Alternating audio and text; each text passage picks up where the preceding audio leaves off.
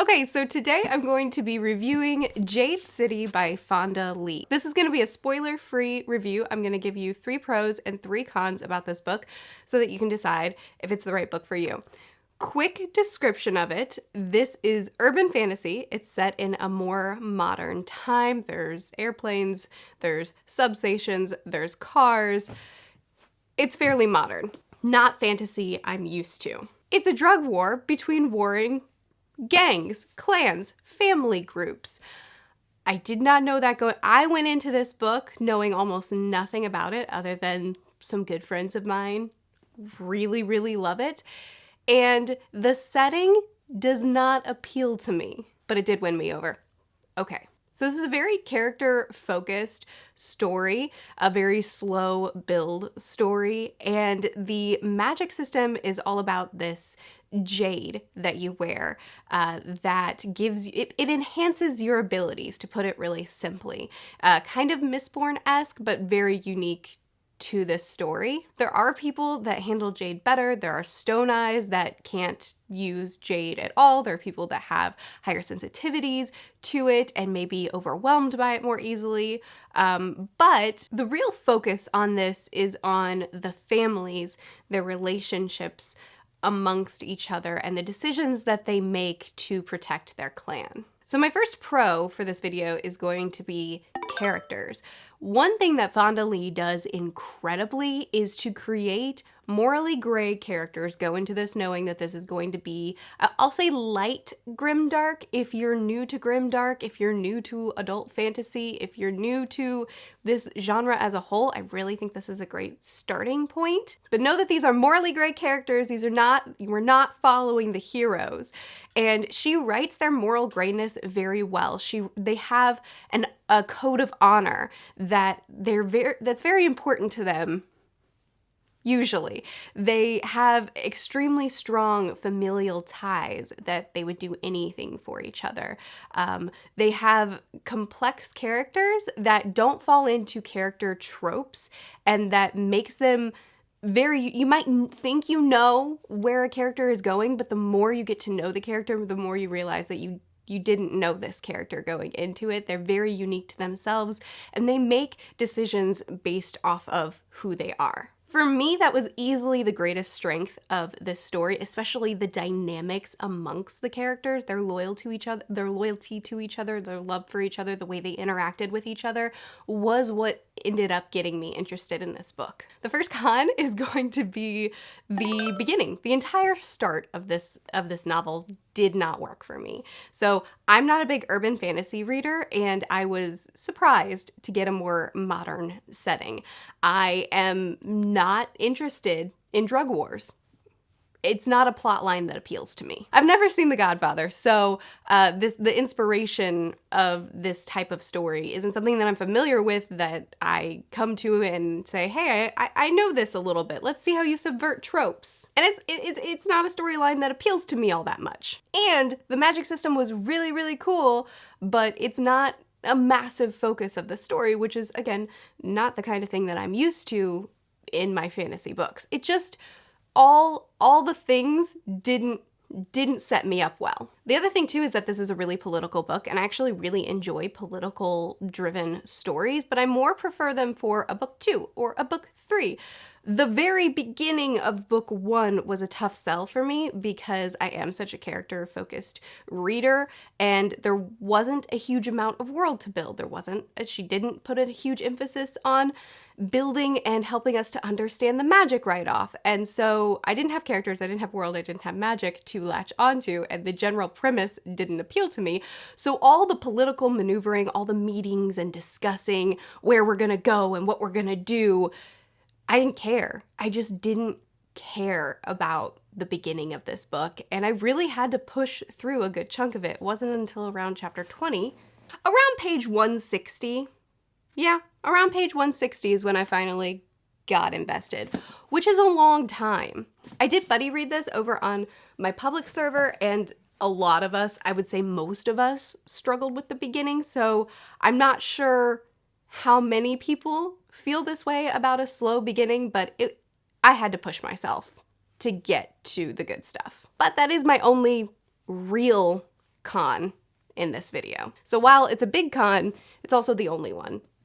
So it was a great book. Basically, what that con boils down to is a whole lot of setup and build up without a lot for me to really get attached to from the very start.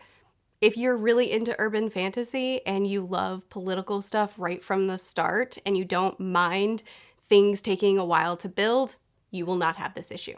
The next pro is going to be the fight scenes. So I'm not a reader that hones in on fight scenes that much. They're really fun to read, but I don't really care if there's a lot of them or a few of them. And so I don't tend to talk about great or terrible fight scenes in my reviews. I will for this, because Fonda Lee herself is a black belt. And it shows. The fights in this book are so well written and so engaging. They don't go on too long. They're not too short. They are exactly how I want them to be. I'm always on the edge of my seat as I'm reading these fight scenes, which I'll talk more about in the next pro. And you can tell that Fonda Lee knows what she's talking about because they are written so engagingly. My next pro is real stakes. I don't want to go into spoilers here, so I can't say too much, but there are very real stakes in this book. When characters are in danger, I believe you that they might die or get terribly wounded or the clan might lose. I believe you. Fonda Lee proves to me very early on that she is going to be a bit of a brutal writer, and I love that. I love real stakes. I love when things are starting to happen to actually feel anxiety and not think, this author won't do anything drastic to these characters. They're too precious to them. No, Fonda Lee is okay with hurting her darlings. And it made this high stakes, brutal setting, brutal feud feel so much more thrilling, exciting, terrifying, gritty, dark. I just realized that I got a little bit too excited, probably because I didn't actually write notes for this review, which I normally do. Got a little bit too excited and I put two pros together, so let's go ahead and end on the two cons, the last two cons, which is fine because both of them are barely cons at all. So one is going to be more for your benefit than mine, and that's that the magic system, there's not a huge emphasis on helping us to understand it in this book. It is structured with solid rules and it's complex enough that it's really interesting to dig into and it's really interesting to try to understand. But Fonda Lee, unlike most fantasy authors, especially fantasy authors that have a hard magic system with rules and boundaries and clear edges, she doesn't really try to make you understand the ins and outs of it. She gives you the information you need, and then she's done with you. And she doesn't do it in an info-dumpy way. But the magic isn't... Honestly, Jade is treated as a sense-enhancing drug, and if you had swapped Jade with drugs, it would be the same story. It's barely magic, but it is. And she treats it that way. It all makes sense and it all has boundaries, but she doesn't try to make sure that you understand every single element of it. You can figure it out if you want to, or you could not. And I actually think that works really, really well for the setting she established, for the world she created, and for this more gritty, hard story that she's telling. I thought it worked for this, but I'm putting it in the cons because I know that a lot of big fantasy readers may not love that about this story. The last con I have is that I did find some of the I predicted a lot in this book, especially pretty much all the major things that happen. Really early on, I was like, oh, well, this is gonna happen, and then that's gonna make this happen, and then this is what's gonna...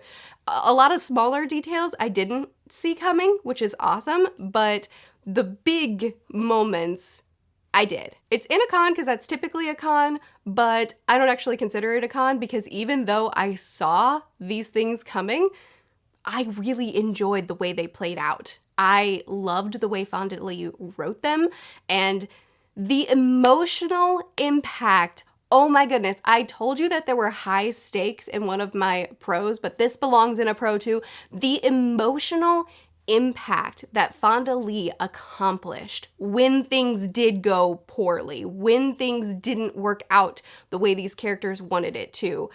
It didn't matter that I saw certain things coming, because when they happened, I felt the gut punch that I needed to feel because I was so attached to these characters that seeing the fallout affected me so personally. I'll also say this, again, I buddy read this on the public Discord server. It's linked in the description of this video.